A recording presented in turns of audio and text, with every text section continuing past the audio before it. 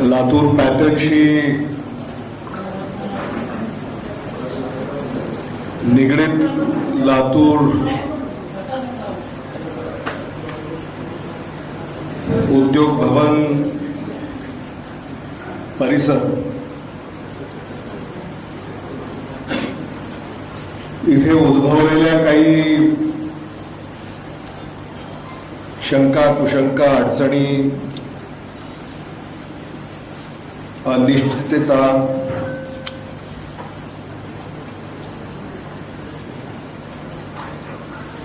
नीट paper फुटीचं प्रकरण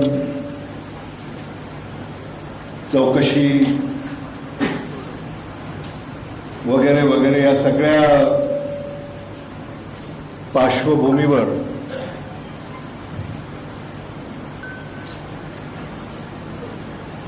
ही चिंतन बैठक आपण या ठिकाणी आयोजित केलेली आहे.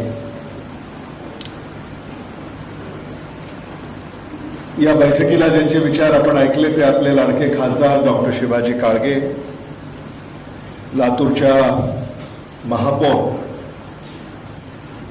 सौभाग्यवती जयश्री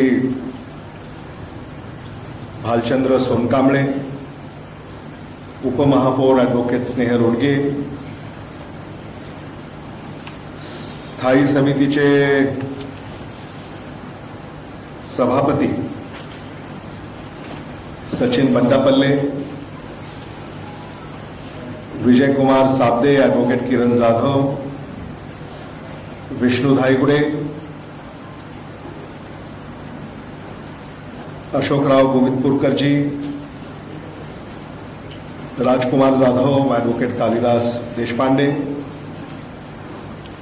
इसरार सगरे, प्राध्यापक विकास कदम, संजय लड्डा,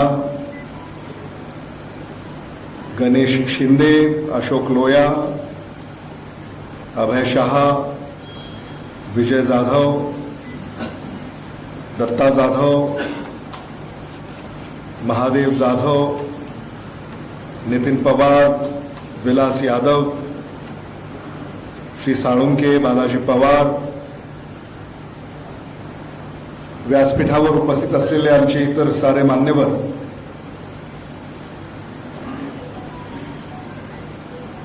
आणि या बैठकीसाठी या सगळ्याच प्रकारावर लातूरकर म्हणून चिंता व्यक्त करणारे तुम्ही सारेच लातूरातील प्रतिष्ठित नागरिक, बंधू भगिनी, पत्रकार,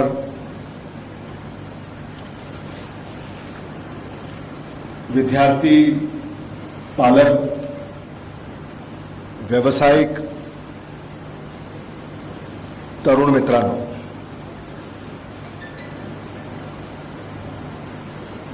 आज आदरणीय विलासराव देशमुख साहेबांची 81वी जयंती आणि त्या निमित्ताने मी आदरणीय साहेबांच्या चरणी नतमस्तक होतो आणि 81व्या जयंतीच्या आपल्या सगळ्यांना शुभेच्छा व्यक्त करतो.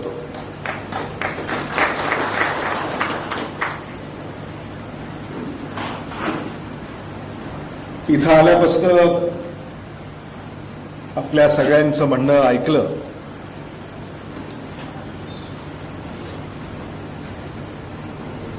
आणि मी आपल्याला आश्वस्त करू इच्छितो, घाबरण्याचं काही कारण नाही.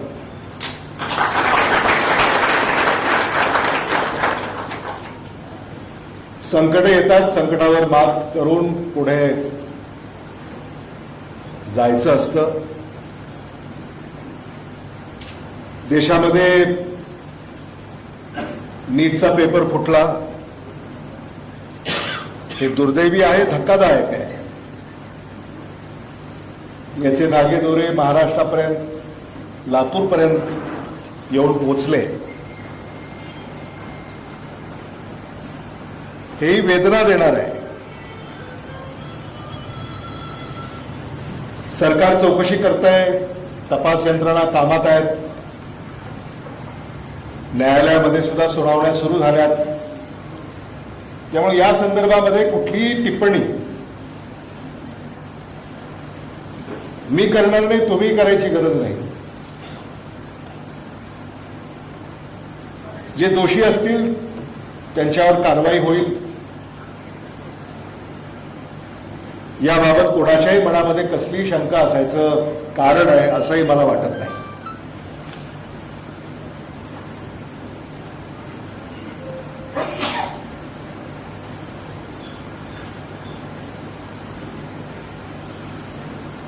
पेपर फुटला तो कोणी फोडला, कसा फुटला,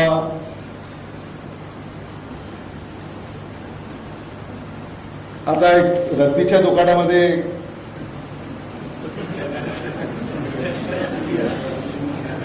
याची विचारपूस चाललेली आहे.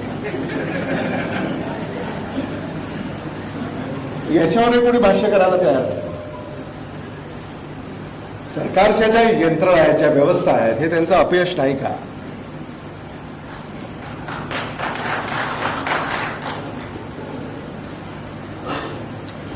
सरकारही आत्मपरीक्षण करत नाही. लोकसभेमध्ये या संदर्भामध्ये मागच्या अधिवेशनामध्ये चर्चा झाली. डॉक्टर शिवाजी काळगे त्या सगळ्या चर्चेमध्ये सहभागी होते. देशातले लोकसभेतले विरोधी पक्षनेते राहुल गांधी यांनी हा मुद्दा मांडला. त्यांनी तर सांगितलं की 70 पेपर फुटले आजवर गेल्या 10 वर्षात वेगवेगळ्या परीक्षांचे, देशभरामध्ये, काश्मीरपासून कन्याकुमारीपर्यंत आणि महाराष्ट्रापासून मणिपूरपर्यंत.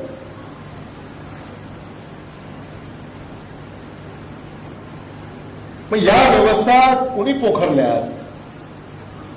या व्यवस्थेला जी कीड लागली आहे त्याचं कीटकनाशक कुठं आहे? आमच्या एका सहकार्याने सांगितले, चांगली उपमा त्यांनी दिली की माझे वडील शेती करतात तेव्हा एखादी कीड जर एखाद्या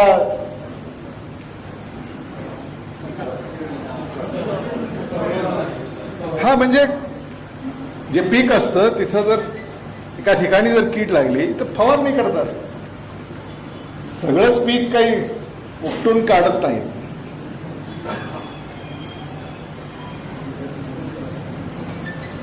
आणि म्हणून मला असं वाटतं की हे कुठेतरी व्यवस्थेचा दोष आहे पहिल्यांदा, आणि त्यानंतर मग ज्याने कोणी हे कृत्य केलेलं आहे त्याचं कोणीही समर्थन करत नाही. आणि लातूर तर कधीच करणार नाही. लातूरचा सगळा ढाचा जो आहे तो गुणवत्तेवर आधारित आहे.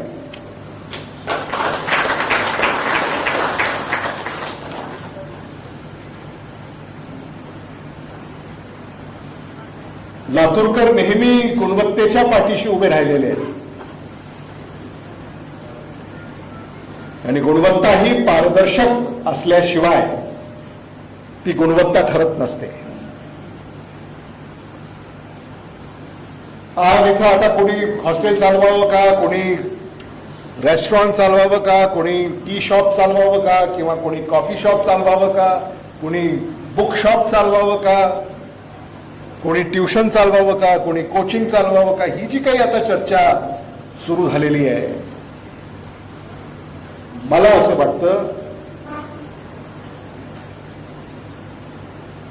की आपल्यापैकी प्रत्येकाला मी या निमित्तानं पुन्हा एकदा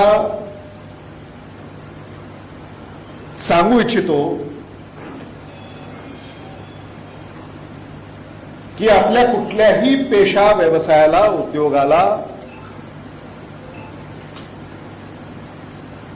ते बंद करा म्हणतात,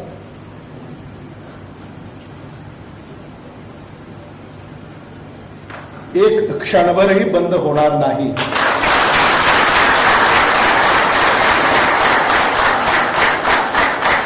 हे मला आपल्याला या निमित्तानं ठणकावून सांगायचं आहे. आणि त्याच्यासाठीच आम्ही सगळे इथं आज तुमचं ऐकण्यासाठी आलेले आहोत. आज ही वसाहत 1980च्या दशकातली आहे. मलाही आता प्रश्न केले जातात.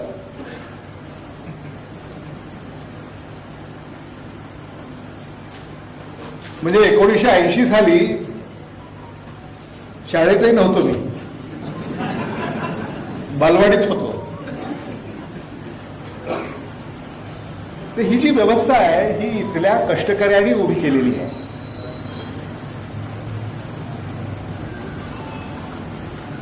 आणि आपण सगळ्यांनीच या व्यवस्थेला पाठबळ दिलेलं आहे. याचा कोणी एक पालक नाही. या व्यवस्थेची, लातूर पॅटर्नची मालकी ही तुमच्यापैकी प्रत्येकाची आहे.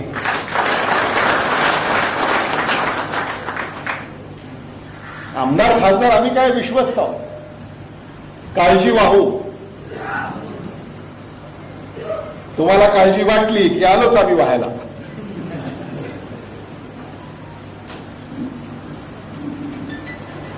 आणि म्हणून मला असं वाटतं की इथं ज्या काही त्रुटी आहेत, समजा असतं एखाद्या ठिकाणी काहीतरी नियम बाह्य असतं म्हणून काही सगळंच बेकायदेशीर आहे असं ठरत नाही. म्हणजे आत्ताच मला अशोक गोविंदपूरकरजींनी एक पत्र आणून दिलं आणि त्याच्यामध्ये नागरी हक्क समिती लातूर, खरंच मला तुमचं कौतुक करावं असं वाटतं. त्यांनी जिल्हाधिकाऱ्याला एक निवेदन दिलंय आणि त्या निवेदनात त्यांनी असं म्हटलंय की उद्योग भवन परिसरातून औद्योगिक आरक्षण संपुष्टात आले असल्याबाबत, म्हणजे आता जे काही पत्र तुम्हाला जिल्हा उद्योग केंद्रानं पाठवलंय हे सगळं बंद करा, उत्पादन इथं सुरू नाही. त्याच संदर्भामध्ये त्यांनी असं म्हटलंय, कारण आता UDCPR आला, महाराष्ट्र शासनाचा. लातूर शहर महानगरपालिका महापौर इथं आहेत, उपमहापौर आहेत, स्टँडिंग कमिटीचे चेअरमन आहेत, गटनेते आहेत. UDCPR ही नियमावली आहे नागरी विकासाची आणि आता हा येलो झोन म्हणून घोषित झालेला आहे. रेसिडेन्शियल हा जो काही ट्युशन एरिया आहे हा रेसिडेन्शियल झोन आहे, येलो झोन. आणि त्याच्यामुळे तिथं जरी मूळ उद्योग या प्रयोजनासाठी ही जागा वितरित शासनाने केली असली तरी खरं म्हणजे आदरणीय विलासराव देशमुख साहेब ही काय जादू आहे, योगायोग आहे. हा GR त्यांनी मला हातात दिला आता अशोक गोविंदपूरकरांनी. आणि हा जो GR आहे हा GR आहे 2004चा. हा मी देऊ तुम्हाला. 2004ला कोण होतं महाराष्ट्राचं मुख्यमंत्री? तेव्हा कसे आदरणीय विलासराव देशमुख साहेब आत्ताही आपल्या मदतीला धावून येतात.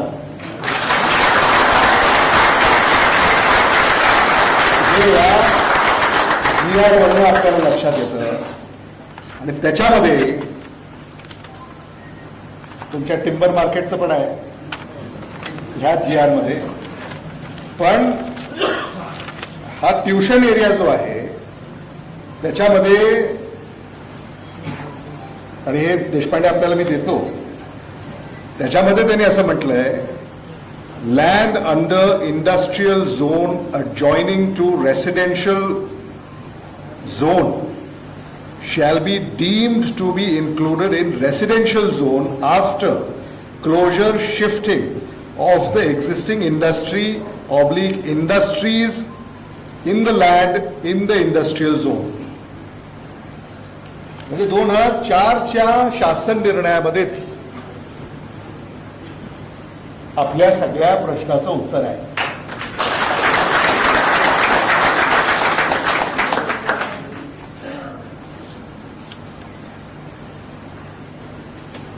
उगाच आपण आदरणीय विलासराव देशमुख साहेबांचं नाव घेत नाही.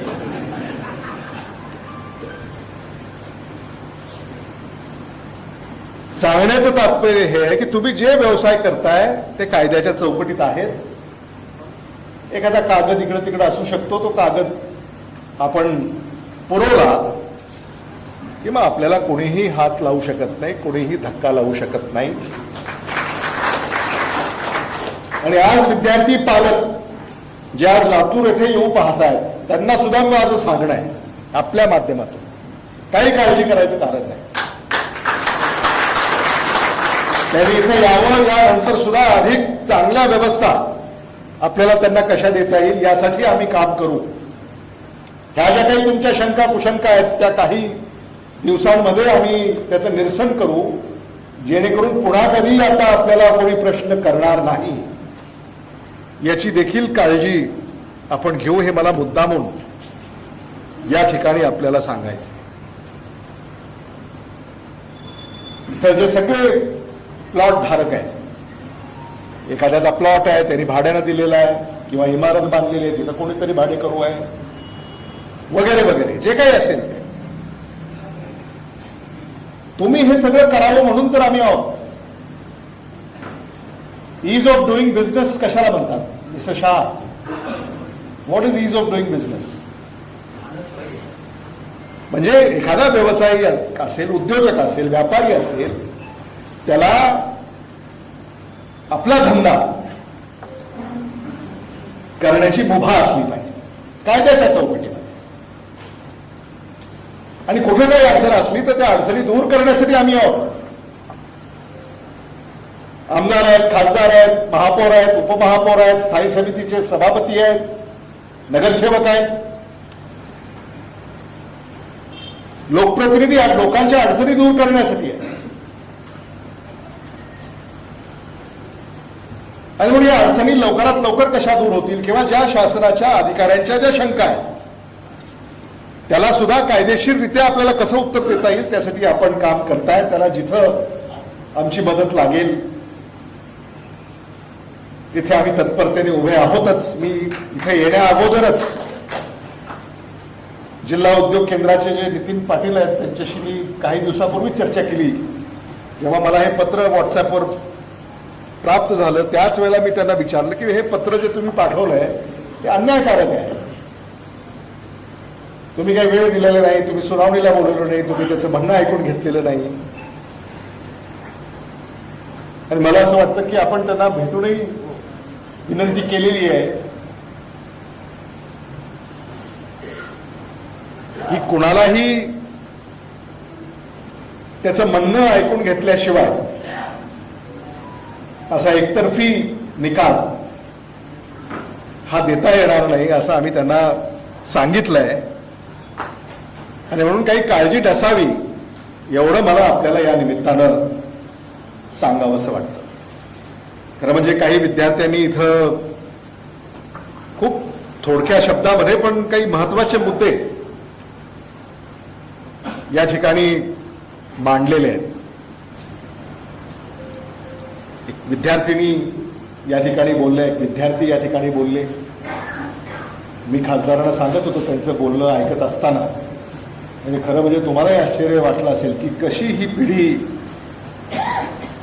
अगदी प्रखर विचार मांडते आहे आजकाल. मी खासदारांना म्हटलं आपलं काही फार काळ चालेल असं वाटत नाही का? कारण देशामध्ये आता जेन झी नाही का, त्यामुळं हा जो काही कॉकरोच जनता पार्टी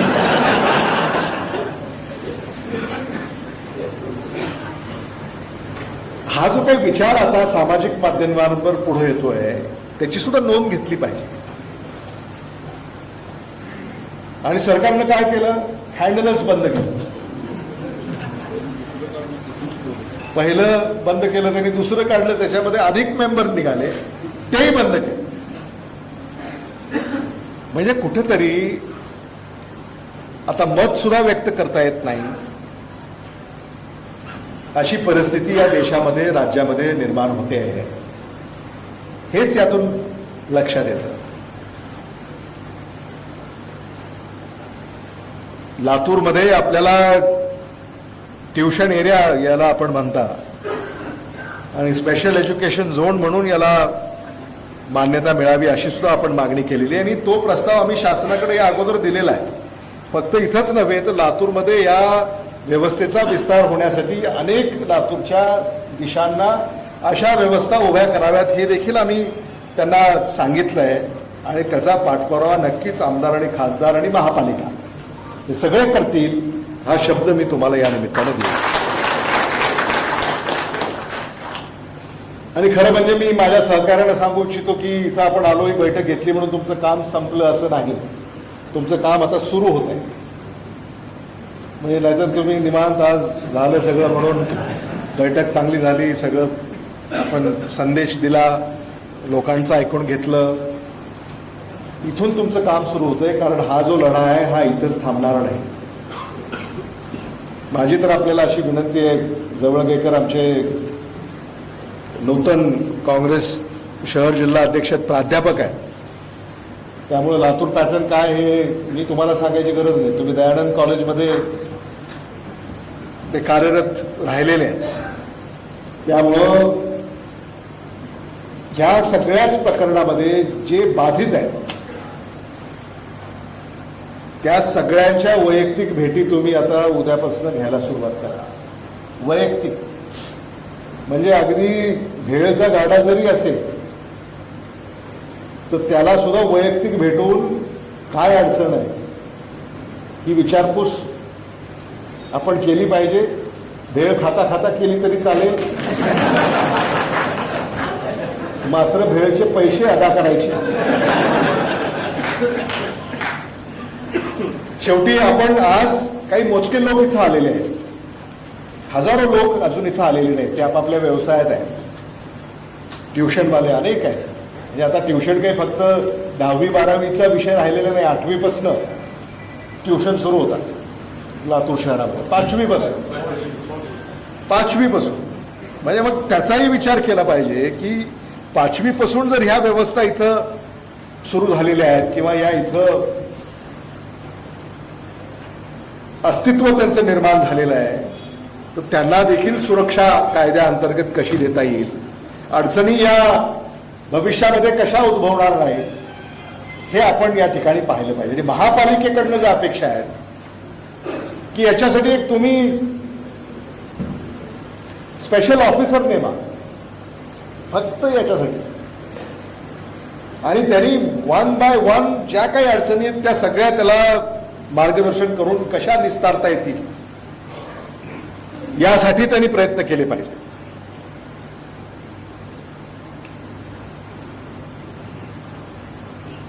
आणि एक कालमर्यादा ठरवून म्हणजे हे जे काही संशय घेतले जातात ते अनधिकृत आहे ते इथं बांधताच येत जे काही असेल याला कायद्याच्या चौकटीमध्ये आपल्याला कसं बसवता येईल. आणि एक मी स्पष्ट करू इच्छितो आमच्याबद्दल अनेक जण गैरसमजही पसरवतील. अनधिकृत अनऑथराइज्ड याला आमचा पाठिंबा नाही. हे प्रामुख्याने लक्षात घ्या. जे इलिगल आहे जे अनऑथराइज्ड आहे आम्ही त्याला पाठिंबा देणार नाही. आणि म्हणून नियमामध्ये कसं आपल्याला ते बसवता येईल. शेवटी तुम्ही नियमानेच सगळं केलंय. तुमच्याकडे परवानगी आहेत. तुम्ही परवानगी मागितली परवानगी देणाऱ्यानं परवानगी दिली. आणि मग आता जर उठून कोणी म्हणत असेल की हे बेकायदेशीर आहे तर मग परवानगी घेणाऱ्याची चौकशी करणार का परवानगी देणाऱ्याची चौकशी करणार. आणि म्हणून आपल्यालाही खासदार महोदय याचा विचार करावा लागेल की समजा 40 वर्षामध्ये ज्या वेगवेगळ्या परवानग्या मग नगरपालिकेनं दिल्या असतील महानगरपालिकेनं दिल्या असतील तर मग ज्या परवानग्या तुम्ही दिल्या त्या कशा दिल्या.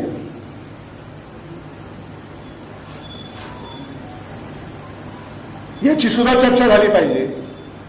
आणि बघ आज तो सामान्य माणूस अडचणीत आलेला आहे. परवानगी देणार तर निघून गेला बदली झाली त्याला कुठं शोधायचं.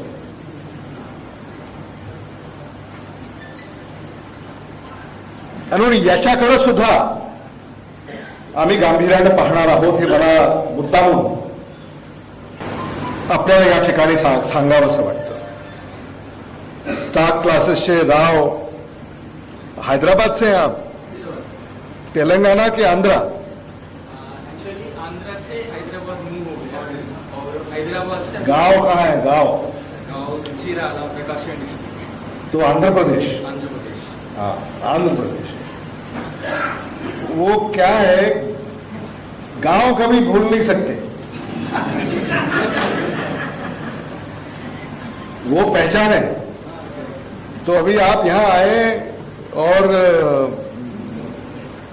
आपका स्वागत है. आप यहाँ शायद रिटायर भी यहीं होंगे आप. मला पूर्ण मराठी समजतं सर, मराठीमध्ये बोलू शकतो. नाही पण मला हिंदीत बोलायचं आहे. अहो आमचं मला हिंदीत बोलायचं आहे.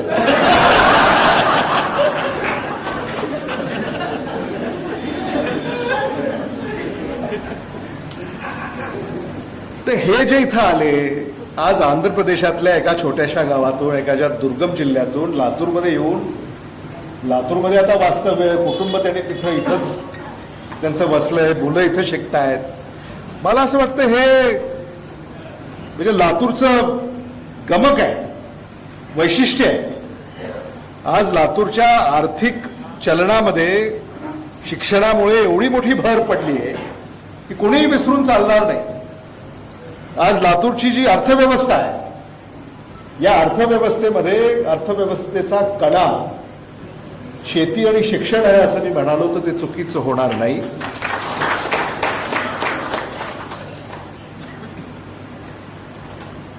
तुम्ही सांगितलं जीएमसी मध्ये 25% विद्यार्थी हे लातूरहून परीक्षा देऊन प्रवेश मिळवतात. हे काही साधं काम नाही. खूप अभिमान आम्हाला वाटतो. आम्ही तर दिल्ली मुंबईमध्ये ज्यांना भेटतो आम्ही सांगत राहतो की आधी कुठली तुम्ही नीट परीक्षेची काढली आणि त्याच्यानंतर जे शासकीय वैद्यकीय महाविद्यालय आहेत त्या मध्ये लातूरचेच विद्यार्थी पहिले 100-200 हे गुणवत्ता यादीमध्ये आपल्याला पाहायला मिळतात. आणि मग तो 70-30चा निर्णय तुम्हाला आठवत असेल, ती एक अडचण होती आपल्याला. तोही तुमच्या आशीर्वादानं आपण रद्द करू शकलो. आणि म्हणून आता मुंबईमध्ये, पुण्यामध्ये, नाशिकमध्ये, नागपूरमध्ये आपल्या मुलांना प्रवेश मिळायच्या संख्येमध्ये सुद्धा वाढ झाली. आणि म्हणून लातूरचा डंका हा या क्षेत्रामध्ये दमदार आहे. त्याच्यामध्ये कुठेही तसूभरही कमतरता होणार नाही याची काळजी आपण या ठिकाणी घेतली पाहिजे. आणि या सगळ्याच व्यवस्थेचा विस्तार कसा होईल, खरं म्हणजे आता अशोक गोविंदपूरकरांना माहीत असेल की FSI तर एवढा वाढलाय आता. हा म्हणजे आता लातूरमध्ये 24 मजली इमारती बांधतायत लोक. तुम्हाला माहित नसेल, 24 लातूरमध्ये. म्हणजे तुमच्या किती आहेत? नाही नाही, मजली मजली कुठं? नाही नाही, क्लासेसच्या. हो, केंद्रे किती आहे तिथं? 7-8, 4-5 मजली.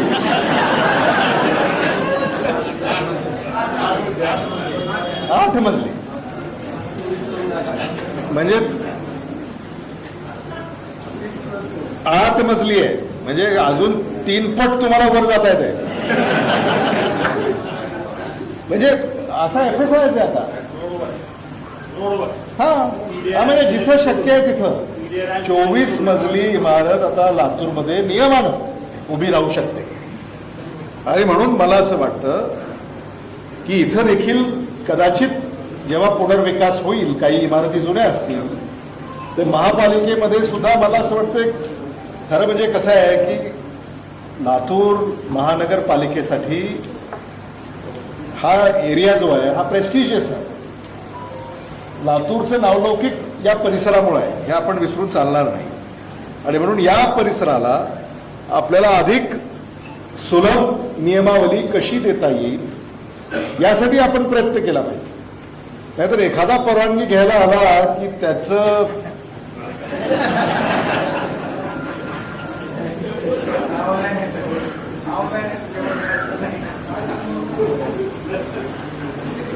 त्याला जे गाळायचं काम ते आम्ही करतो. कारखाने आहेत, ऊस आहे, आम्ही ऊस गाळतो, रस काढतो.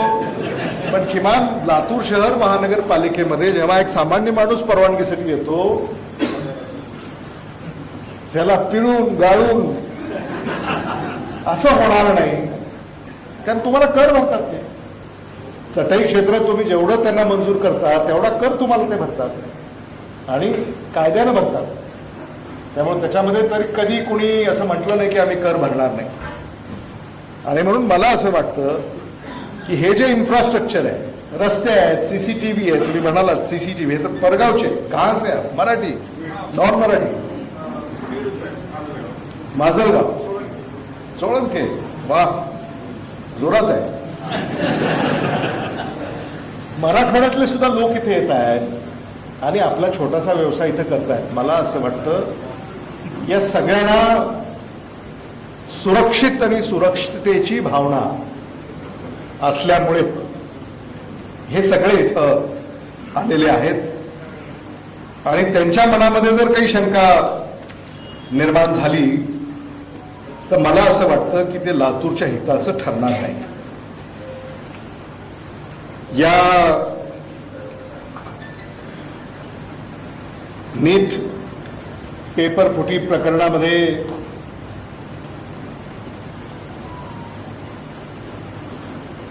कर नाही त्याला डर कशाला असं म्हणतात. त्यामुळे गोंधळलेल्या अवस्थेमध्ये कुणीही असू नये. खरं म्हणजे त्या विद्यार्थ्यांच्या बद्दल खरंच ज्यांनी वर्षभर अभ्यास केला, पेपर दिला आणि नंतर तो दुर्दैवानं फुटला आणि पुन्हा परत त्यांना पेपर द्यावा लागतोय, त्यांची जी मनस्थिती आहे हीच खरी चिंतेची बाब आहे. काही विद्यार्थ्यांनी आपलं आयुष्य संपवलं. त्यांनाही मदत करण्याच्या संदर्भामध्ये इथं सूचना आली. आम्ही निश्चित त्याचा विचार करू आणि त्यांना किंवा त्यांच्या कुटुंबियांना मदत कशी करता येईल या संदर्भाने सुद्धा आम्ही पावलं उचलू.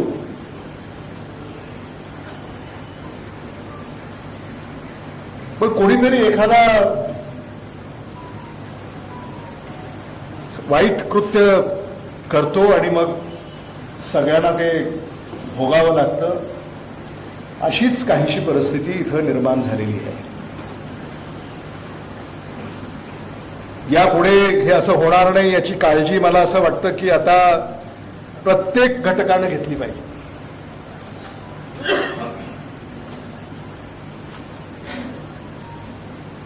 असे जर प्रकार होत असतील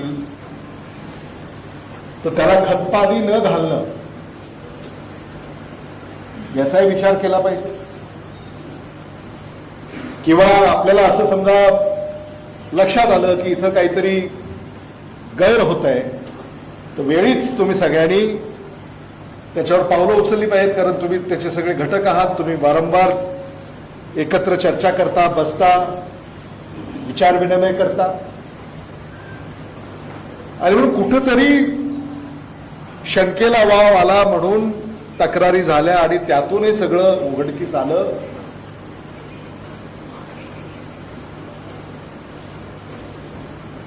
आणि परीक्षांमध्ये जी पारदर्शकता किंवा गुणवत्ता असायला पाहिजे त्यालाच ठेच पोचली.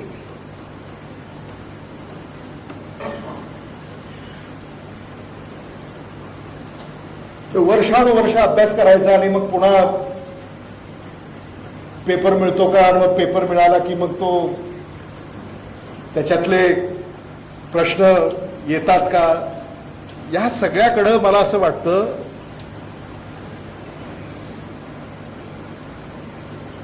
याला खतपाणी दुर्दैवानं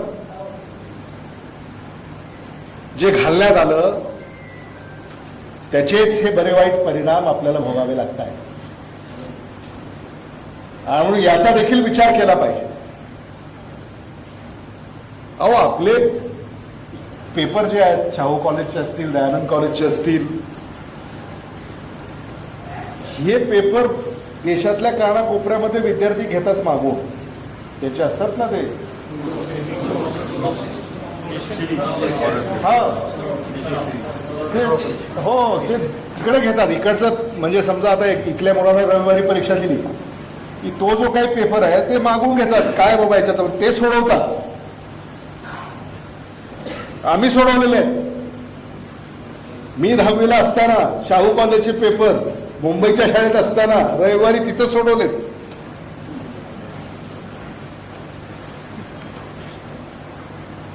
दर रविवारी एक परीक्षा असायची, आताही असेलच. ते सराव करून घेतात. तर ते सगळे पेपर, त्याच्याशिवाय सराव आणि अभ्यास, तेच लातूर पॅटर्न म्हणजे काय. आणि पुन्हा शिक्षक प्राध्यापक जेवढा वेळ देतात, कुठं विद्यार्थ्याला अडचण आली तिथं सोडवणं, त्याला तयार करून घेणं, या सगळ्याच बाबतीमध्ये खूप परिश्रम, यातना आपण सोसलेल्या आहेत. आणि म्हणून किमान इथून पुढे तरी अशा परिस्थितीमध्ये आपण येऊ नये हे देखील आपण आज इथं ठरवलं पाहिजे.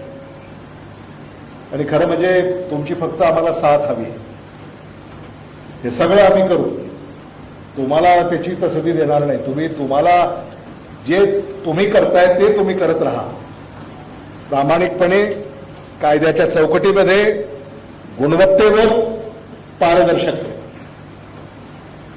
तुम्हाला ज्या सवलती हव्यात, तुम्हाला ज्या शिथिलता हव्यात, तुम्हाला आणखी काही मदत हवी आहे, ते सगळं तुम्हाला उपलब्ध होईल याची दक्षता खासदार घेतील, आमदार घेतील, महापौर घेतील, उपमहापौर घेतील, स्थायी समितीचे सभापती घेतील, आमचे पक्षाचे अध्यक्ष घेतील, नगरसेवक घेतील. आणि याच्यामध्ये कुठलंही राजकारण आम्ही करणार नाही. सगळ्याच पक्षातल्या पुढाऱ्यांना आणि लोकप्रतिनिधींना माझं असं आव्हान आहे की लातूरच्या हितासाठी सगळ्यांनी आपला राजकीय अभिनिवेश बाजूला ठेवून याच्यामध्ये कार्यरत असेल.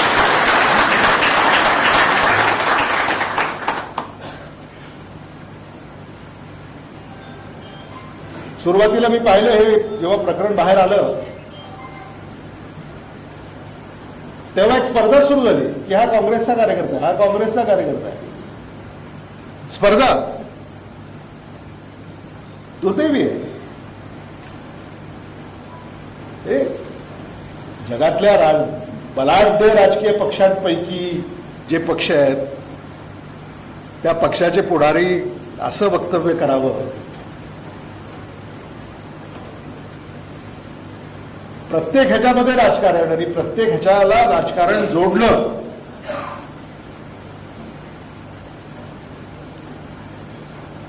याची आवश्यकताच नाही.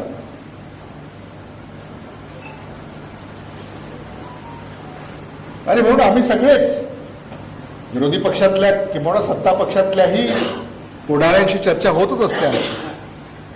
खरं म्हणजे आता खासदार महोदयांना माझी अशी विनंती आहे की दिल्लीला जेव्हा तुम्ही जाल तेव्हा या सगळ्या संदर्भामध्ये भारत सरकारच्या योग्य प्रतिनिधीला निष्पाप लोकांची हेळसांड किंवा त्यांना त्रास जो होऊ लागलेला आहे तो तरी किमान होणार नाही याचं एक पत्र आपण द्यावं.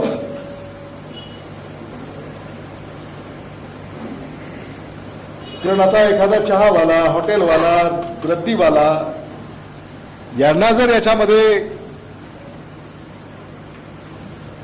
कारण नसताना जर त्रास होणार असेल तर ते सुद्धा मला असं वाटतं कुठंतरी अन्यायकारक आहे. आज आपण सगळेच या ठिकाणी मोठ्या संख्येनं उपस्थित राहिला त्याबद्दल आपल्या सगळ्यांचं मी मनापासून आभार मानतो. आणि आभार आणि कौतुक एवढ्यासाठी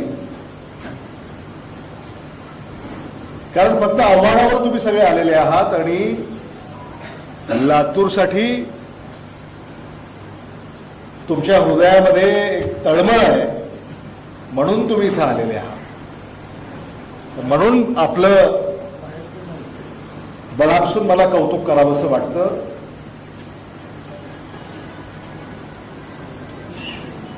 इथं जागा कमी पडली आहे, अनेक लोक बाहेर उभे आहेत.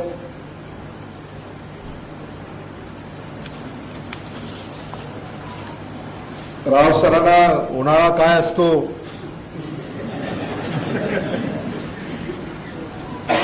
कसा आहे, तुमचा क्लास जो असतो तो कसा आहे याची मला कल्पना आहे. हे आमचे क्लास असेच असतात.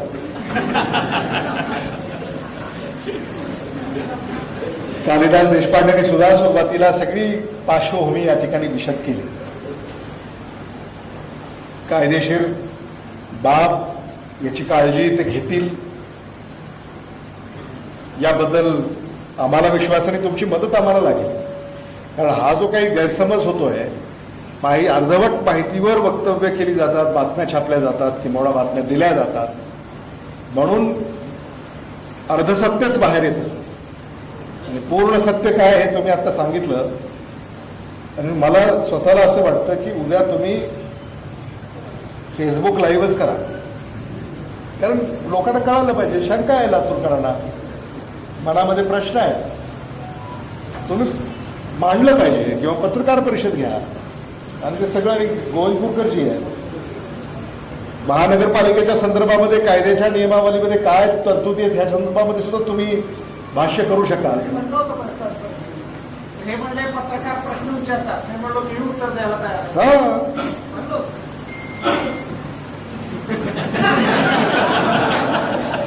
ते कालिदास देशपांडेंचं तुम्हाला अजून माहिती नाही.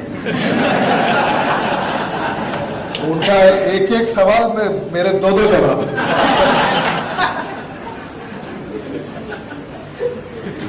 आणि म्हणून हे लोकांसमोर समाजासमोर आलं पाहिजे, माध्यमांसमोर सुद्धा गेलं पाहिजे. माध्यमांना सुद्धा जी माहिती मिळते त्याच्यावर ते वक्तव्य करतात, भाष्य करतात. आपण त्यांनाही सांगितलं पाहिजे, किमान ही माहिती मिळाल्यानंतर ती योग्य माहिती प्रसारित करतील, त्यांची सुद्धा मदत आपण या संदर्भामध्ये घेणार आहोत. हे देखील मला इथं आपल्याला मुद्दा म्हणून सांगायचं. यापेक्षा अधिक भाष्य करावं याची आवश्यकता आहे असं मला स्वतःला वाटत नाही. मला वाटतं सगळे मुद्दे याला स्पर्श झालेला आहे. अनेकांनी या ठिकाणी विचार व्यक्त केलेत. गुणवत्ता आहेच आणि कायम राहणार. मला खात्री आहे की या रिनीट मध्ये सुद्धा लातूरचा दबदबा, डंका हा कायम राहील. हा विश्वास आपल्याला आपल्या विद्यार्थ्यांवर आहे, शिक्षकांवर आहे, प्राध्यापकांवर आहे, ट्युटर्सवर आहे, कोचवर आहे. म्हणजे तुम्हाला जर नीट परीक्षेमध्ये जी रद्द झाली तिथं समजा 2000 मेरिटमध्ये विद्यार्थी येण्याची शक्यता असेल तर आता 3000 आले पाहिजेत. तर मग मला असं वाटतं की हे जे काही संशयाचं वातावरण आहे याला आपल्याला पूर्ण विराम देता येईल हे मला निश्चित या ठिकाणी सांगावंच वाटतं. जयराज स्वामी यांनी देखील आपल्या भावना या ठिकाणी व्यक्त केल्या आणि तुम्ही नीट देणार आहात, दिली, आता पुन्हा देणार आहात. हो ना, मग म्हणजे दोनदा तुम्ही नीट दिली, आता तिसऱ्यांदा देणार आहात. हा,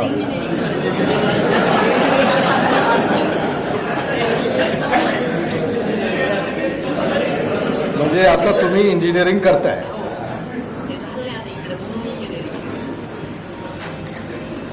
कमी पडले.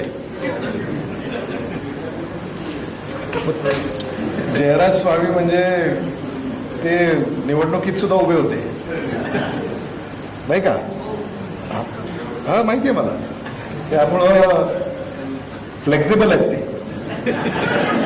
मेडिकल, इंजिनिअरिंग, पॉलिटिक्स,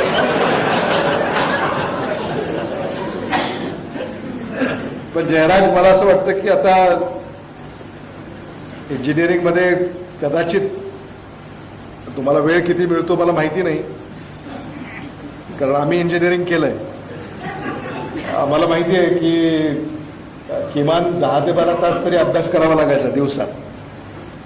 10 ते 12 तास इंजिनिअरिंगमध्ये सुद्धा. तुम्ही तेवढा करतच असाल. आणि उसंत जेव्हा तुम्हाला मिळेल तेव्हा या संदर्भामध्ये थोडंसं म्हणजे ह्या सगळ्या घटकांशी जेव्हा संवाद आपल्याला साधायचा आहे तेव्हा तुम्ही त्यात तुमचा सहभाग असू द्या, हे देखील मला इथं आपल्याला विनंती करायची आहे. कारण विद्यार्थी यांचे ते प्रतिनिधी आहेत, त्यामुळे आपल्यापाशी विद्यार्थी कदाचित बोलणार नाहीत, पण त्यांच्यापाशी विद्यार्थी बोलतील अशी साधारणतः शक्यता आहे, याची कल्पना आपल्या सगळ्यांना आहे. मी लातूर शहर महानगरपालिकेशी निगडीत हा मुद्दा आहे बहुतांश, त्यामुळे तुम्ही याच्यामध्ये लक्ष द्या, तुम्ही याच्यात पावलं उचला, तुम्ही पुढाकार घ्या, कारण हे सगळं टिकलं पाहिजे. आणि लातूर शहर महानगरपालिकेसाठी हे सारं हे एक वैशिष्ट्यपूर्ण हा सगळा परिसर आहे. त्यामुळं याला कुठं हानी पोचणार नाही, याला कुठं धक्का लागणार नाही.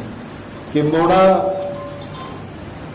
जलद गतीनं आपण या सगळ्याच परिसरामध्ये जे काही प्रश्न उद्भवलेले आहेत ते निकाली काढले तर मला असं वाटतं की फार त्याच्यामध्ये अडचण येणार नाही. कालिदास देशपांडे आहेत, अशोक गोविंदपूरकर आहेत, आपण सगळे आहात, त्यांचा सल्ला मार्गदर्शन घ्या, कारण त्यांना त्या कायद्याच्या बाबी सगळ्या माहिती आहेत, मग त्या न्यायालयाच्या असतील किंवा सरकारच्या असतील. आणि कुठं काही अडचण असली तर खासदार आहेत, मी आहे, आपण सगळे याच्यामध्ये मार्ग काढू. आपल्याला एवढंच या निमित्तानं पुन्हा एकदा मी सांगू इच्छितो की आपल्यावर आमचं अधिक लक्ष असेल. इथं कुठंही अवैध कुठलाही प्रकार घडणार नाही याची आम्ही दक्षता घेऊ. पोलिसांचा बंदोबस्त किंवा पोलिसांचं एक दल किंवा तुकडी इथं आणखी आपल्याला कशी नेमता येईल याचा देखील प्रयत्न करू. CCTVचं जाळं याचा विस्तार आपल्याला आणखी कसा करता येईल हे देखील पाहू. दिवाबत्ती आहे, एखाद्या गल्लीबोळामध्ये म्हणजे दिवा नसेल तर अडचण होऊ शकते. विद्यार्थ्यांना भांडणं होतात, छेडछाड होते वगैरे वगैरे, अपघातही होतात. त्यामुळं दिवाबत्ती आणि मग तुम्ही आता हे सगळं आता तुम्ही उडगे, बंडापल्ले आणि सोनकांबळे, साबदे, साळुंके आणि जवळगेकर ह्यांना आम्ही ही जबाबदारी आता दिलेली आहे, तुम्ही दिली आहे. तुम्ही सगळ्यांनी त्यांना निवडून दिलं म्हणून आता ते तिथं आपलं कर्तव्य बजावत आहेत. आणि त्यांना माझी अशी विनंती आहे की हे सगळं तुमच्या हातावर व्हावं. पुन्हा खासदाराला आणि आमदाराला त्याच्यामध्ये लक्ष देण्याची वेळ तुम्ही आणू नका. आपली जबाबदारी आता हे तुम्ही केलं पाहिजे. अभय साळुंके आणि जवळगेकर यांनी उत्तम बैठक या ठिकाणी अगदी अल्पावधीची सूचना असताना देखील बैठक यशस्वीरित्या तुम्ही केली. पण बैठकीची जरा पूर्वतयारी कमी पडली. हां, ते पण करावं लागतं, नाहीतर खासदारांनी आमदारांनी येऊन पूर्वतयारी सुद्धा त्यांनीच करायची, तयारी सुद्धा त्यांनीच करायची. त्यामुळं मला असं वाटतं की अशा अनेक बैठका तुम्हाला घ्याव्या लागतील, अनेक घटकांना भेटावं लागेल. आज कदाचित अनेक घटक बोलले नाहीत, काही घटक बोलले, आणि म्हणून सतत संवाद हा राजकुमार तुम्ही इथं आहात, जाधव, तर त्यांनी याच्यामध्ये लक्ष दिलं पाहिजे. त्यांचं असं म्हणणं आहे की खूप लक्ष देतो मी, पण माझ्यावरच कोणाचं लक्ष नाही. म्हणजे मतदारांचं नाही का. ठीक आहे, त्याला वेळ यावी लागते. अभी तो हम जवान है. धरणे असतील इथं. धरणे कुठे आहेत? धरणे आहेत.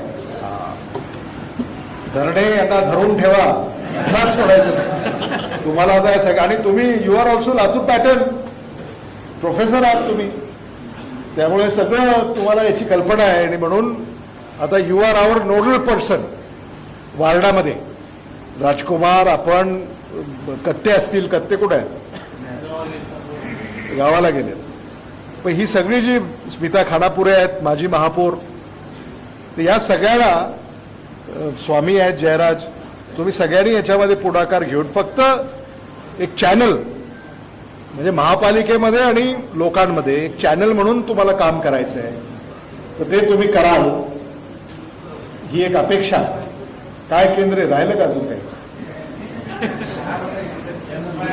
कुठं? किती वाजले? हा, जाऊ.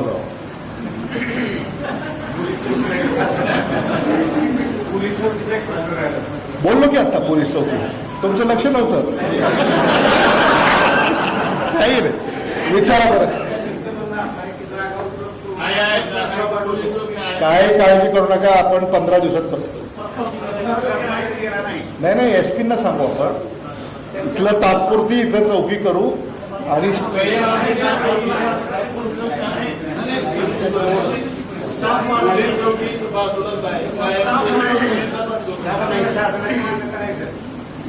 नाही, काही अधिकार जिल्हा पोलीस अधीक्षकांना आहेत, आणि शासनाची मान्यता सुद्धा आपण शासनाकडनं आणू. काही काळजी करू नका.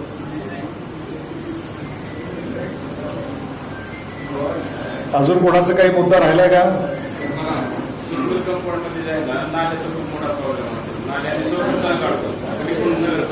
नाले सफाई उद्याच काय हो?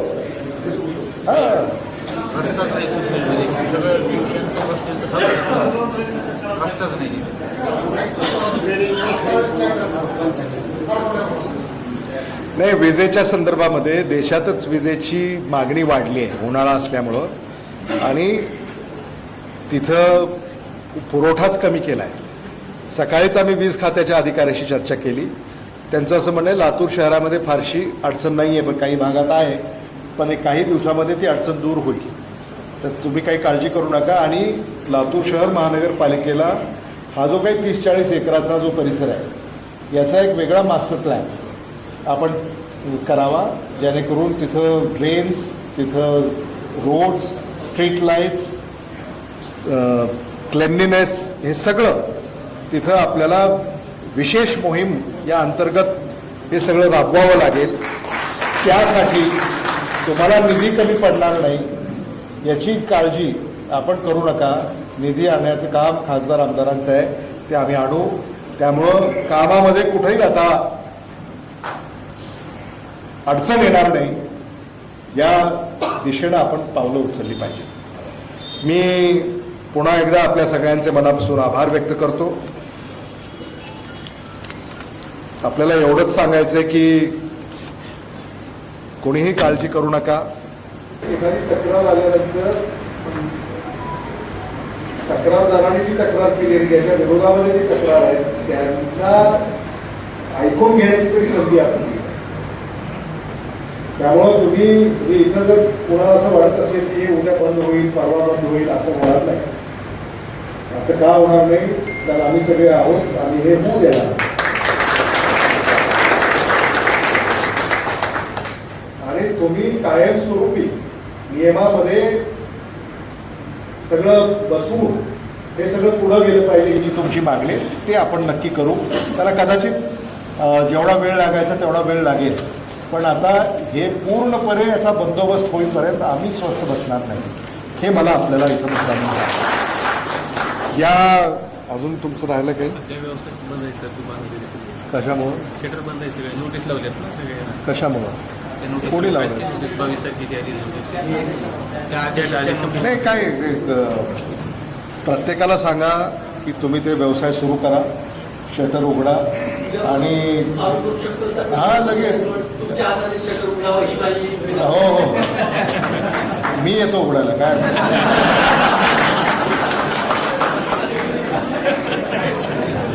सगळ्यांचे व्यवसाय बंद आहे सर. तुम्ही कृपा करून आपल्या उपजीविकेवर धोंडा मारून घेऊ नका. इथं आम्ही सगळे आपली काळजी वाहण्यासाठी घेण्यासाठी आहोत. एखादी बाब जर बेकायदेशीर असेल तर आम्हीच सांगू ते बंद करा, पण जिथं बेकायदेशीर काही नाही तिथं बंद करायचं काय कारण आहे? त्यामुळं कृपा करून याच्यामध्ये कुठंही तुम्ही असा निर्णय घेऊ नका, हे मला मुद्दामून या ठिकाणी सांगायचं आहे. मला असं वाटतं की ज्या सूचना आत्ता करण्यात आल्या, आता ते पाईपलाईन, नाली, रस्ता हे तर आम्ही बोललोच मगाशी, आणि लातूर पॅटर्नला जे बदनाम करायचा जो काही प्रकार चाललेला आहे, मला असं वाटतं की तुम्हाला देखील तुमचं मत व्यक्त करण्याचं स्वातंत्र्य आहे. समजा सामाजिक माध्यमावर कोणीतरी या संदर्भाने काही चुकीचं मत व्यक्त करत असेल तर ते मत खोडून काढता येतं ना तुम्हाला, काढता येतं. मग ते तुम्ही खोडून काढायला सुरुवात करा. आपण नुसतं बघत का बसायचं? म्हणजे पोस्ट आणि ट्रोल हा जो काही प्रकार आहे, आता ते लातूरच्या संस्कृतीत ते नाही ट्रोल करणं, हा भाग वेगळा. पण येस,